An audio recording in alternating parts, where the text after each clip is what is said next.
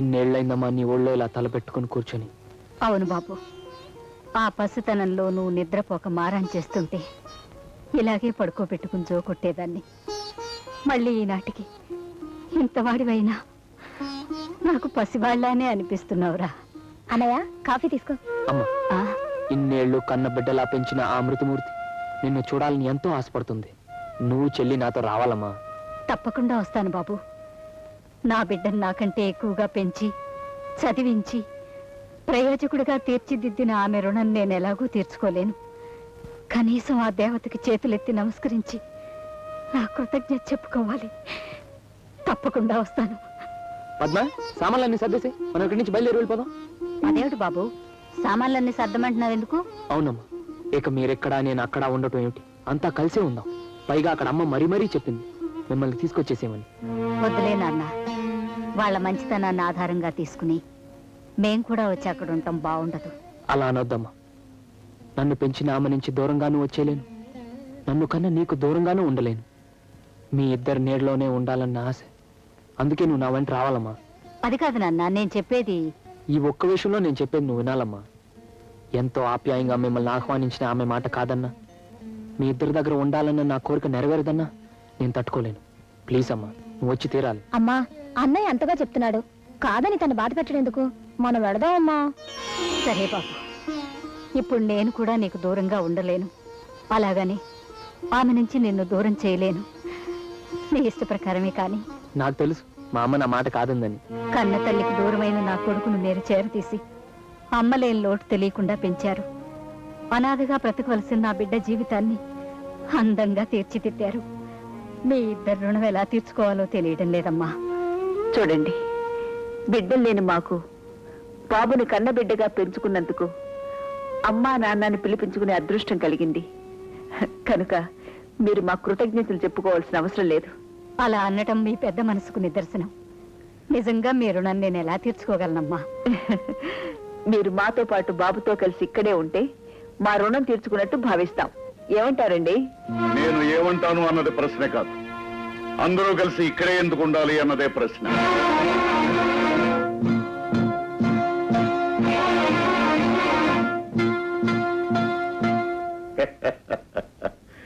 ఎందుకు ఉండాలి అంటే, బాబు లేకుండా మేము బ్రతకలేం, మీరు లేకుండా బాబు బ్రతకలేడు.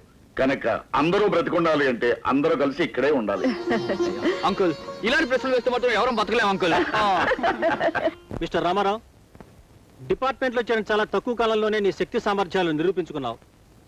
చాలా కాలంగా సాల్వ్ కాని కేసుని డీల్ చేయడానికి నువ్వే సమర్థుడని నిన్ను నేను పిలిపించాను. నా మీద మీకున్న నమ్మకానికి చాలా కృతజ్ఞుని సార్. చూడు రామారావు, శివరాం అనే నేరస్తుడు 14 ఏళ్ల క్రితం జైలు నుంచి తప్పించుకున్నాడు. ఈనాటి వరకు చట్టానికి దొరకకుండా నేరాలు కొనసాగిస్తూనే ఉన్నాడు. అతని డీటెయిల్స్ అన్ని ఈ ఫైల్లో ఉన్నాయి. కేర్ఫుల్ గా స్టడీ చేసి అతన్ని తప్పకుండా పట్టుకోవాలి. నాకు అప్పచెప్పిన ఈ బాధ్యతను తప్పకుండా నిర్వర్తిస్తాను sir. Wish you all the best. Thank you sir. Good morning inspector. Hi Murali, come on come on. ఏమిట్రా, చట్టం కోసం వచ్చావా లేకపోతే స్నేహితుని చూడడం కోసం వచ్చావా? చట్టానికి సంబంధించిన ఒక విషయంలో నీ సహాయం అడుగుదామని. సహాయం కావాలా? ఏమిట్రా? మరేం లేదురా, శివరాం అనే వ్యక్తి గురించి వివరాలున్న ఫైల్ కోసం వచ్చాను. ఆ ఫైల్తో నీకు అవసరం ఏమిట్రా? ఏరా, చెప్తే గానీ నువ్వురా. రాము, సమయం వచ్చినప్పుడు చెప్తానుగా. ఓకే, ఇదిగోరా.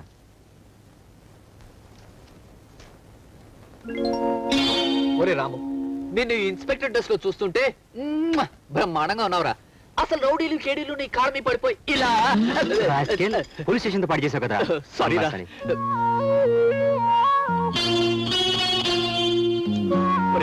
ఐ వెరీ సారీ, మన్నించు.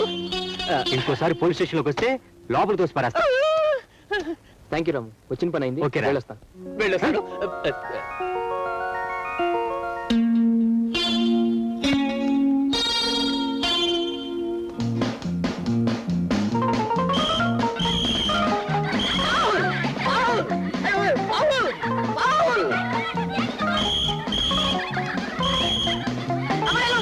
Excuse me sir. I'm excusing you. Time ఎంత సార్? టైం 3 o'clock, 3 గంటలు, 3 మణి. చాలా థ్యాంక్ యూ సార్. ఎల్లురా. ఈ అమ్మాయి ఎక్కడ దొరికారా బాబు?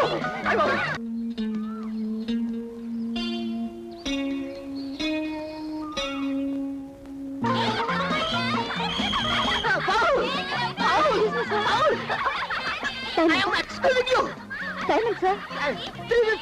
3:15 చాలు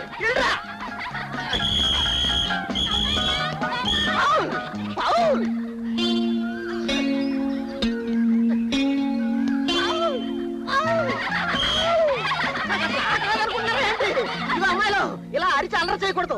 అసలు నన్ను అడిగితే sir please sir please sir నన్ను అడిగితే అన్నది నిన్నడమని కాదు.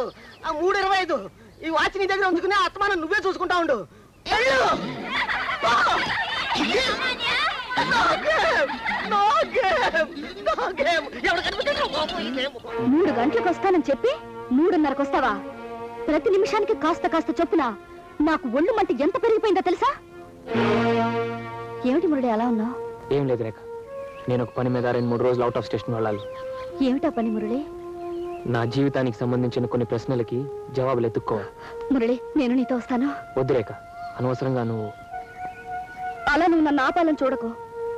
అరగంట నువ్వు కనిపించకపోతేనే ఉండలేను నేను. రోజుల తరబడి నువ్వు దూరం అయితే నేను ఎలా ఉండగలను? నేను వచ్చి తీరుతాను. ఆల్ రైట్, పద. ఆ విష్ణు చక్రాన్ని కూడా తీసుకెళ్ళా.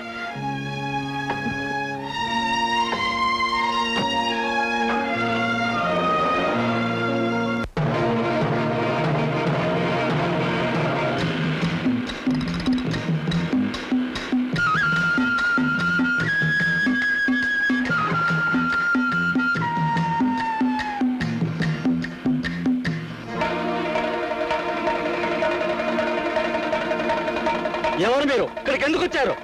మేము పోలీసు మనుషులేమో పొడిసిపోరేంట్రా? ఆగండి. మేము పోలీసు మనుషులు కావు. మేము మాకు కొత్తగా పెళ్ళైంది, హనీమూన్ కని బయలుదేరాం.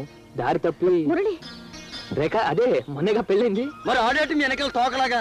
ఓ వీడా? వీడు నా బామర్ది గాడు.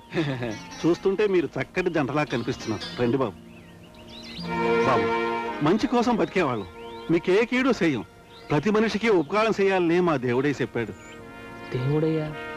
అవును, సొమ్ము కమ్ముడు పోయిన చట్టాన్ని, పెద్దలకు లొంగిపోయిన న్యాయాన్ని, పేదలకందని ధర్మాన్ని ద్వేషించాలి తప్ప మిగిలిన వాళ్ళందరినీ ప్రేమించమన్నాడు మా దేవుడయ్య. ఆయన చల వల్లే మేము ఇట్టా బతుకుతున్నాం బాబు. ఏమండి, ఇక మేము బయలుదేరతాం. చీకటి పడే వేళయింది. మీరు ఇప్పుడు వెళ్తే చిక్కులు ఇరుక్కుంటారు. మీరు ఈ రాత్రికి ఇక్కడే ఉండి రేపు ఉదయమే వెళ్ళొచ్చు. కానీ అర్థమైంది బాబు. కొత్త దంపతులు ఈ రాత్రి ఎక్కడ గడపాలని సంకోచిస్తున్నారు కదా. మీరు ఈ రాత్రి గడపడానికి ఏర్పాటు చేస్తానుగా. మరి నేను ఒక్కడిని ఎలా ఉండండి? మన ఇద్దరం కలిసి గడుపుదామా? నీకేం భయం లేదు. మీకు తోడడానికి మళ్ళీ ఏర్పాటు చేస్తానుగా. మళ్ళీ మళ్ళీ ఒరే మురళి, నాకు మళ్ళీ తోడట. ఈ రాత్రి మళ్ళీతో పెళ్లి రిహార్సల్ జరిపిస్తాను. ఆహా, ఏమి నా అదృష్టం. ఆహా, మళ్ళీ పెళ్ళి. పెళ్ళి. ఒరే మళ్ళీ, వీళ్ళిద్దరికీ ఒక గుడిసె ఏర్పాటు చేసి ఈ రాత్రికి వీడితో నువ్వు ఉండు. అది అలాగే మళ్ళంటే మళ్ళంటే వీడా?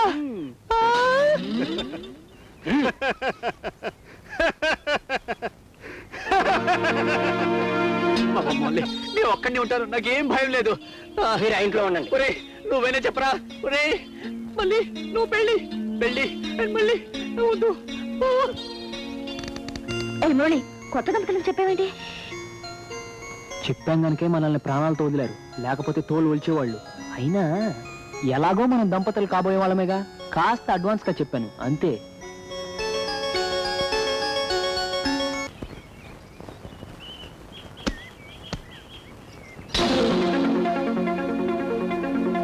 రండి రండి కొత్త దంపతులు. రాత్రంతా మీరు ఎలా గడిపారో తెలియదు కానీ నన్ను మాత్రం ఆ మల్లిగాడు చెప్పిన కథ చెప్పకుండా దెయ్యాల కథలు చెప్పి హింసించాడు. మన దేవుడే కోసం వచ్చిన మనుషులు దొరా వీడు. నిజం చెప్పు, మీరు పోలీసు వాళ్ళు కదూ. మా ఇళ్లలో దీపం పెట్టిన ప్రత్యక్ష దేవాన్ని అరెస్ట్ చేయడానికి వచ్చారు కదూ. మా మంచి చెడ్డ చూసే దేవుడై కోసం వచ్చిన దొంగనాయలరా మీరు. బంధించండి.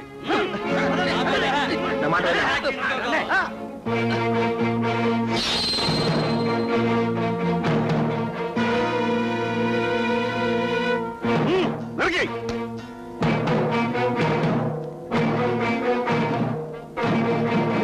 మళ్ళీ ఆగో దొరా, దేవుడే వీళ్ళందరినీ తన దగ్గరికి తీసుకురమ్మన్నాడు. మళ్ళీ వీళ్ళని కట్లో తీసి తీసుకురా.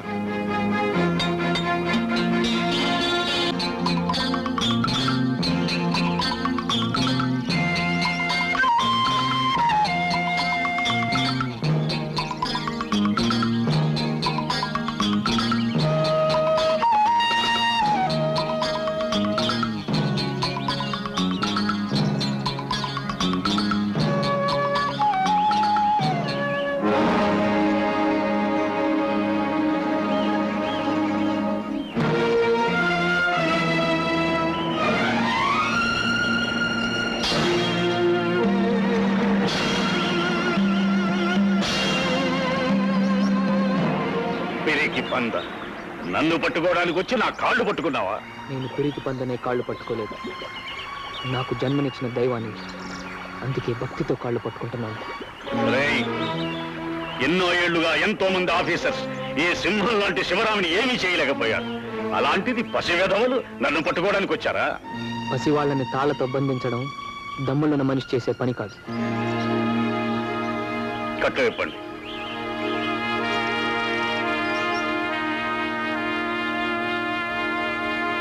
రాతి మనిషి అయినా నీకు సంస్కారం ఉందే?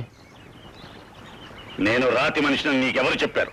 కటకటాల నుంచి తప్పించుకున్నవాడు, సమాజం చేత దొంగ అని ముద్ర వేయబడ్డవాడు, చట్టం నుంచి తప్పించుకు బ్రతికేవాడు రాతి మనిషి, రాక్షసుడు కాక మరెవరు.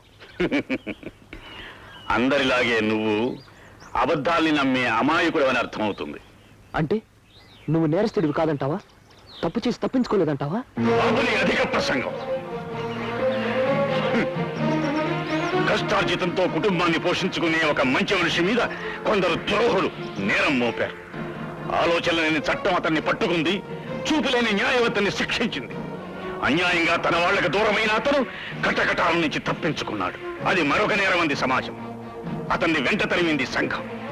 పిస్టల్స్ తో, పోలీస్ కుక్కలతో అనుక్షణ అభాగ్యుల్ని వెంటాడి వేధించింది. అప్పుడు అతని ఆవేదనలో నుంచి ఆవేశం పుట్టుకొచ్చింది. కన్నీళ్లలోంచి కోపము, కసి పుట్టుకొచ్చాయి. 10 మంది అభాగ్యుల్ని పోగు చేసి సొమ్ములున్న వాడు సృష్టించుకున్న ఈ చట్టానికి, న్యాయానికి ఎదురు తిరిగాడు ఆ మనిషి. ఇప్పుడు చెప్పు, అతను నేరస్తుడంటావా? అతను దోషి అంటావా? నిన్ను నువ్వు సమర్థించుకోవడానికి ఎన్నైనా చెప్పచ్చు. అంత మాత్రాన చేసిన తప్పులు చెరిగిపోవు. సమర్థింపు కాదురా నాది. ఈ అడవిలో పుట్టని, చెట్టుని, వేలాది పేద ప్రజల్ని అడుగు, నేనంటే ఏమిటో తెలుస్తుంది. నా అన్న వాళ్ళని పోగొట్టుకున్న నేను అందరూ నా వాళ్ళేనని బతుకుతున్నాను.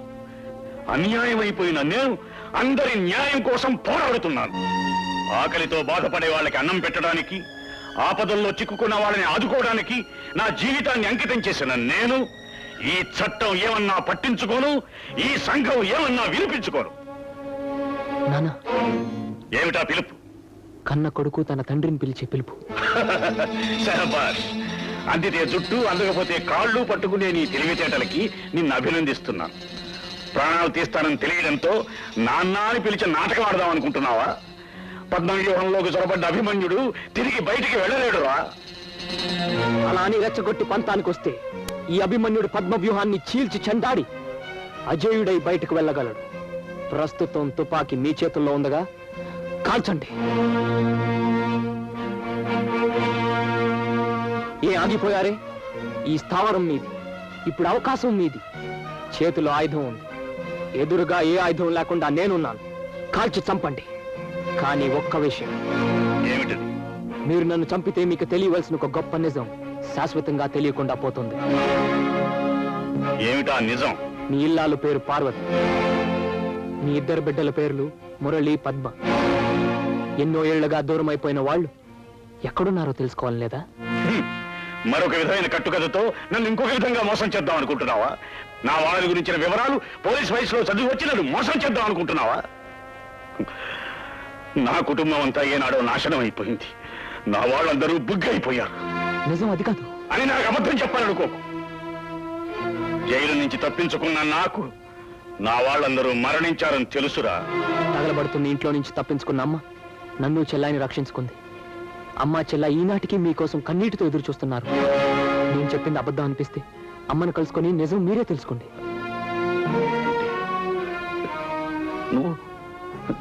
నువ్వు నిజంగా నీ కొడుకుని నానా. ప్రతిరోజు బయటికి వెళ్ళేటప్పుడు నీకు ముద్దిచ్చి సాగనింపే మురళిబాబు నానా. మురళి? నానా, మురళి?